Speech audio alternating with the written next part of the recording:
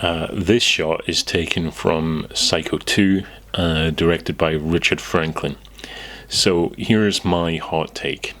Psycho 2 is a contender for the best horror sequel ever.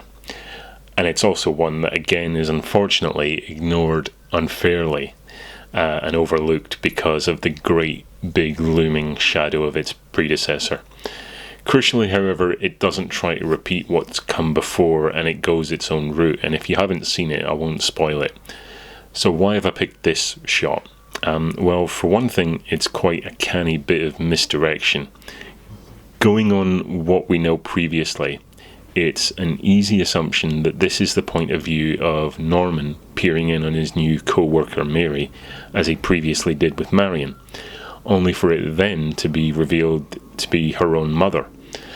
But it also just serves as a signifier of how much time has elapsed since the original film and how different the values are in this decade comparatively.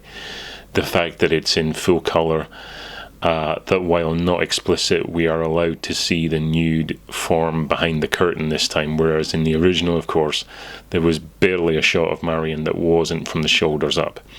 In the 80s, very little is sacred. The production code no longer exists, and the transparency of the curtain means you can even see the outline of the pubic hair. Norman is a character from a different time, locked away from the outside world, struggling to catch up to such a seeming sweeping change in morals. And here we are faced with a full-on example of how moral values have changed in the motion picture field too, particularly given that this is during the peak of the 80s slasher craze. Stuff like this is only part of why I find this film so interesting and why I think it's a completely worthy companion piece to the original. So to follow this, I'm going to play the main theme for the film. The soundtrack to this was composed by Jerry Goldsmith, and this track plays over the opening credits.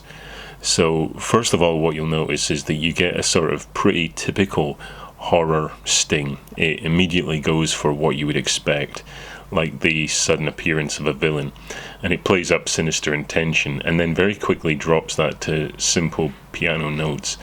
It conveys what we know Norman Bates to be capable of, and then conveys what his own sort of real passive nature is, as if the score itself was displaying characteristics of the mother character and then Norman. And from there, when what I think is a synthesizer comes in, to be backed up by the string section, it takes on a much more melancholy note. The perspective of Norman's loneliness and his time in isolation in the institution, how his reality would have to have been completely unmade to restore him to any sort of health, the passing of time, the decay that his home has fallen into in the decades that have passed with nobody to care for it. It repaints the villain of the previous film into a figure of tragedy. A little bit of sympathy for the devil, if you like.